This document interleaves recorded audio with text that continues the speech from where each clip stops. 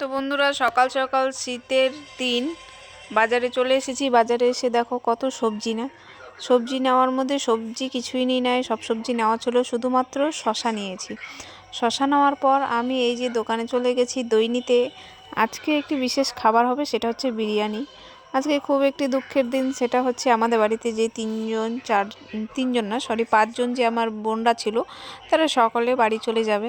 তাই তাদেরকে সকাল সকাল বিরিয়ানি বানাই খেতে হবে। আর এইদিকে হাতের মধ্যে দেখো আমার হাতে ওষুধ আছে, মেয়ের আজকে শরীরটাও খুব খারাপ, কী করব তাই ভাবে পাচ্ছি না। তো বোনকে বললাম চল তুই বিরিয়ানি বানা। তো বোন বললো ঠিক আছে আমি বিরিয়ানি বানাচ্ছি।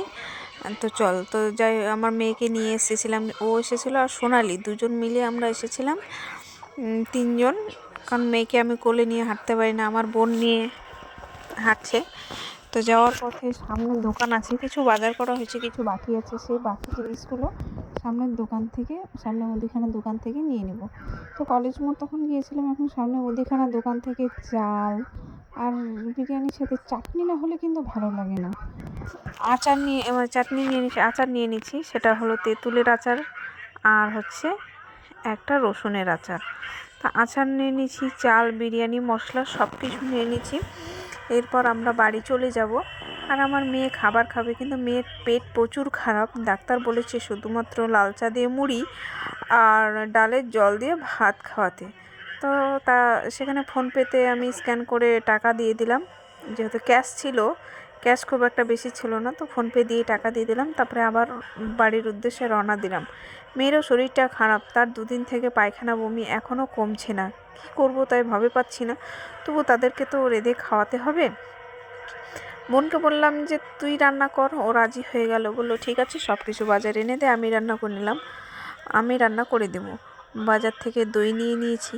তো এখন বাড়ির উদ্দেশ্যে রান্না হচ্ছি। বোনকে বললাম বাড়ি গিয়ে তাড়াতাড়ি তুই বিরিয়ানিটা বসিয়ে দে, নাহলে অনেক দেরি হয়ে যাবে, কারণ তাদের 3টার দিকেই গাড়ি।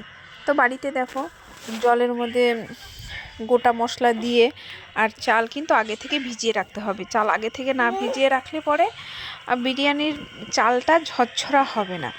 তো জল গরম বসিয়ে দিয়েছে, জল গরম হয়ে গেছে, এখানে গোটা মশলা দিয়ে দিচ্ছে। গোটা মশলা বলতে এখানে আছে গোলমরিচ, লং আর সব কিছু, আর একটু কিন্তু তেল দিতে হবে, তাহলে ভাতটা আরও ঝরঝরা হবে। যে দেখো তেল দিয়ে দিচ্ছে, আর আগে থেকে ভিজিয়ে রাখা বাসমতি চাল, সেই চালটাও দিয়ে দিচ্ছে। রান্না করতেছে কিন্তু আমার বোন। আর কি এর মধ্যে বলি, একটু যদি হালকা লবণ দেওয়া হয় না, তাহলে কিন্তু আরও খুব ভালো হয়। আর এই ভাতটাকে আমাদের কিন্তু 80% সেদ্ধ করতে হবে, পুরোপুরি সেদ্ধ করলে কিন্তু হবে না। 80% মানে হালকা হালকা শক্ত থাকবে, তখনই উঠিয়ে নিতে হবে, নাহলে যখন তোমরা দমে বসাবে তখন কিন্তু চালগুলো একদম নরম হয়ে যাবে। তো ভাত আমাদের হয়ে গিয়েছে দেখো, আর এইদিকে আলু ভেজে রাখা হয়েছে, আর বেরেস্তাও ভাজা হয়ে গেছে। বিরিয়ানির মধ্যে আলু না দিলে কিন্তু ভালো লাগে না, আমার কিন্তু মাংসর চেয়েও বিরিয়ানির আলু খুব ভালো লাগে। তোমাদের কার কার ভালো লাগে অবশ্যই কমেন্ট করো। এই যে বেরেস্তা আর আলু ভেজে রেখেছে, আর এখানে মাংসটা বসিয়ে দিয়েছে, বলছে মাংসর একটু ঝোল ঝোল করবে, আর ওই ঝোলটাও রেখে দেবে, কারো যদি এক্সট্রা যদি চিকেন বা ঝোল লাগে তাহলে হবে, কারণ মাংসটা অনেকটা বেশিই নিয়ে এসেছে, এতটা মাংস লাগবে না, তবুও মাংস আর একটুখানি গ্রেভি রেখে দেবে, কারো যদি এক্সট্রা, অনেকে আছে যে বিরিয়ানি দিয়ে এক্সট্রা গ্রেভি খেতে খুব পছন্দ করে, তাদের জন্য। আমার আজকে মনটা খুবই খারাপ যে তারা চলে যাচ্ছে। এই যে প্রথমে একটা লেয়ার দিয়ে বসিয়ে দিচ্ছি বিরিয়ানিটা। প্রথমে অনেকগুলোই লেগ পিস এনেছে, 4টা লেগ পিস এনেছে। তো নিচে প্রথমে রাইস দিয়েছি, তারপরে 1 লেয়ার চিকেন, আলু, গ্রেভি দিয়ে আবার উপরে ভাত দিচ্ছি।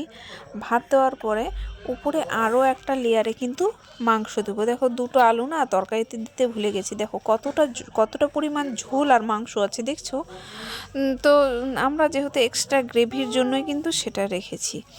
তো ভাত দিয়ে দেওয়া হচ্ছে উপরে, এবার উপর থেকে আরও একটু মাংস, আলু দিয়ে, বেরেস্তা দিয়ে, সব কিছু দিয়ে সুন্দর করে দিয়ে দিচ্ছি। আবার 1 লেয়ারের পর এর উপরে আবার রাইস দিয়ে সুন্দর করে সাজিয়ে দেবো। ঝোলটা বেশি দেওয়া যাবে না, যদি কারো এক্সট্রা লাগে নিয়ে নেবে, নাহলে বেশি বেশি ঝোল হয়ে যাবে। লেয়ার দেওয়ার পর দেখো কতগুলো লেগ পিস, বলেছিলাম না এই ভিডিওটা পরে দিয়ে দিলাম। কেমন লেগ পিসগুলো দেখো, সুন্দর মাংসগুলো কিন্তু খুব সুন্দর এনেছে, সব হাড়ের লেগ পিস, বেশি মাংস শুধু যেগুলোতে আছে ওগুলো ভালো লাগে না। আমি কিন্তু অনেকটা পরিমাণে লেয়ার দিচ্ছি, কারণ বেশি অনেকটা লেয়ার দিলে পরে বিরিয়ানিটা ভালো হবে আর সুন্দর হবে। তার উপর দিয়ে আবার রাইস দিয়ে দিচ্ছি। রাইস দিয়ে দেওয়ার পর ওর উপরে আবার একটুখানি মাংস ঝোল বেরেস্তা ছড়িয়ে দিয়ে লাস্ট এটাই দম, এরপরে আর কোনো দম দেব না। এই যে দিয়ে দিলাম, তার উপর দিয়ে বেরেস্তা ছড়িয়ে দিলাম। দেখো কি সুন্দর লাগছে দেখতে না? কিন্তু এর মধ্যে একটা কথা বলি, আমরা কিন্তু আতর দিই নি। আতরের গন্ধটা আমার কাছে খুব একটা ভালো লাগে না, যার জন্য আমি আতর দিই নাই। কি সুন্দর হয়েছে দেখতে, আমার তো মনে হচ্ছে এখনই খেয়ে ফেলি। আর আমার ফেভারিট খাবার কিন্তু বিরিয়ানি, তার জন্য আর তো কোনো কথাই হবে না। তারপরে আটা ছেনে আমি পাশ দিয়ে দম বসাবার জন্য বিরিয়ানিটা বসিয়ে দেবো। এখন দমে বসিয়ে দেবো হালকা একদম আঁচ দিয়ে। তো আমার বোন আর আমি দুজন মিলেই এটা করছি। দমটা বসাতে হবে, তার জন্য কোনো পাশ দিয়ে যাতে ফাঁকা না থাকে, তাহলে খুব ভালো হবে। আর হাওয়া বেরিয়ে গেলে তো একটু অসুবিধাই আছে না, তার জন্য ভালোভাবে দিয়ে দিচ্ছি চারিপাশে দমটা, তাহলে ভালো হবে। হাওয়াটা যদি না বের হয়, তো এইভাবে বসিয়ে দিতে হবে আমাদের বিরিয়ানিটা। আর এটা দমটা অল্প আছে বসিয়ে দেওয়ার পর আমি শসা, গাজর, টমেটো, পেঁয়াজ সব কিছু কেটে নেব, কারণ স্যালাড না হলে কিন্তু একদমই ভালো লাগে না। সুন্দর করে গুছিয়ে নিচ্ছি আমি, উঠিয়ে দিয়ে ছোটো ছোটো করে কেটে নিচ্ছি। আর মোবাইলটা ধরছে আমার ছেলে। আর ওইদিকে দেখলে ওরা রেডি হয়ে গেছে, সকলে যাওয়ার জন্য খাওয়া দাওয়া করে সবাই বেরিয়ে পড়বে। আর আমার মনটা ওইদিকে একটুও ভালো লাগছে না, তারা আমাদের বাড়ি থেকে চলে যাবে। এতদিন একসাথে আমার বোনের মতো ছিল তারা, খুব খারাপ লাগছে। তো খারাপ লাগছে যে বলে বোঝাতে পারবো না। বাইরে থেকে শুধু কান্না করতে পারছি না, কিন্তু ভিতর থেকে প্রচুর প্রচুর পরিমাণে খারাপ লাগছে। দেখো সব বোনগুলো বসে পড়েছে, তারা খাওয়া দাওয়া করবে এখন। এতদিন একসাথে যে আমাদের সাথে ছিল 3-4 মাস থেকে, এত খারাপ লাগছে যে চলে যাবে। এখন মনে হচ্ছে যে আমাদের বাড়ির কোনো সদস্য চলে যাচ্ছে, এরকম দুঃখ পাচ্ছে আর এত কান্না পাচ্ছে। আর আমার মেয়েও দেখো সামনে সামনে হয়ে বেড়াচ্ছে। ওরা কিন্তু আমার মেয়েকে খুব ভালোবাসতো, এতটা ভালোবাসতো নিজের ভাগ্নির থেকেও বেশি। আর কিছু বলার না, সেও যে কত কান্না করবে। ওরা যদি কোনো সময় বাড়ি যেত, তাহলে পরে দরজায় ধাক্কাতো যে ঘরের মধ্যে কেউ আছে কি না। ওই জন্য তো তাদের আমি এখন বেড়ে খাওয়া দিচ্ছি। আমার মেয়েও কি করবে জানি না পরে। তো বিরিয়ানি দিতে শুরু করছি, কেমন হবে জানে না, তারা খেয়ে নিক কী হচ্ছে। তো 4 জন আছে এখানে, 4 জনকে 4টা লেগ পিস দিলাম। আর ওইদিকে যে 2 জন বসেছে, একজন হচ্ছে আমার ননদের মেয়ে আর পাশে আমার ছেলে, তারাও একসাথে বসে পড়েছে। তো বললাম মেয়েদেরকে খাইয়ে দিই, তারপরে আমি আর আমার ছোটো বোন দুজনে মিলে খাবো। তো সবাইকে খাওয়া দাওয়া দিচ্ছি। কেমন হয়েছে জানি, কিন্তু আমার বোন কিন্তু বিরিয়ানিটা কিন্তু খুব ভালোই রান্না করে। ভালো বলতে অনেকটাই ভালো রান্না করে। তারা খেয়ে দিয়ে বললো যে না, বিরিয়ানিটা কিন্তু সেই হয়েছে। স্যালাড, তার সাথে চাটনি, সব কিছু একসাথে দিয়ে দিয়েছি।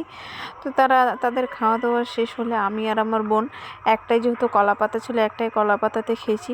তো তোমরা কে কে কলা পাতায় বিরিয়ানি খেতে ভালোবাসো? থালা কিন্তু ছিল, কিন্তু তারাই বলেছিল যে কলা পাতাতে খাবে, কলা পাতাতে খুব টেস্টি খেতে, কিন্তু খুবই ভালো লাগে কলা পাতায় খেতে। তোমরা কে কে খেয়েছো কলা পাতায় অবশ্যই কমেন্ট করো। তা আমার ভিডিওটা আজ এই পর্যন্ত, নেক্সট ব্লগের জন্য অপেক্ষা করো।